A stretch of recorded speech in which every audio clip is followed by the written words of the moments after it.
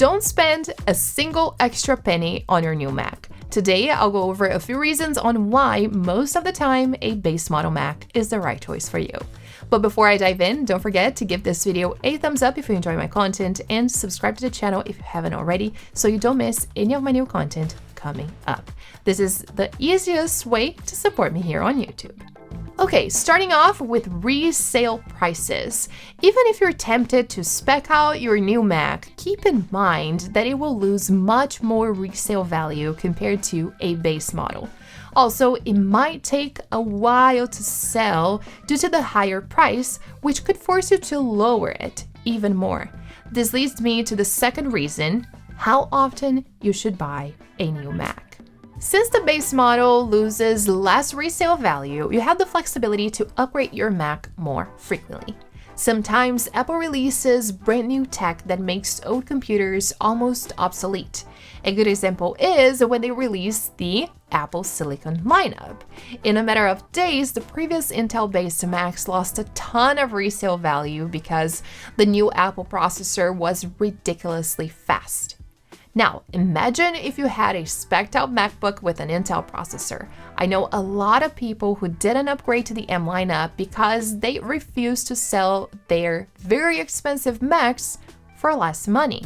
Now, buying the base model Mac might seem impossible for you because you are a pro user.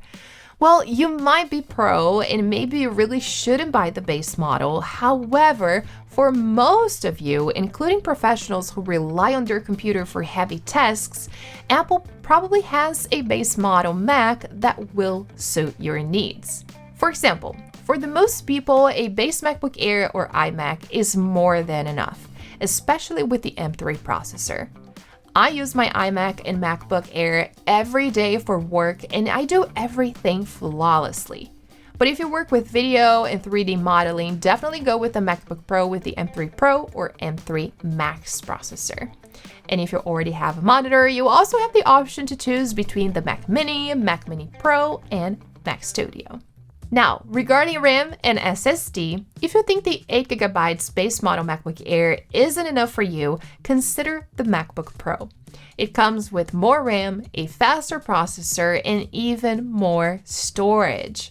And talking about storage, I use a 4TB external SSD drive and have never had any problems with it. I paid a lot less than what Apple asks for storage when buying a new MacBook, and whenever I buy a new machine, all my files are on the external drive. There is no need to copy everything to the new Mac. In conclusion, I know that we all have different needs, and a custom machine might work much better for some of you. However, after having Macs for many years and testing new MacBooks, iMacs, Mac Minis, and a lot of devices for so long, I can say that the base model Mac is probably the right choice for the majority of you. The most frustrating situation I see is people buying very expensive spec'd out Macs and then being stuck with them for more than 5 years. Technology moves fast, and depending on how old your computer is, it will probably affect your work.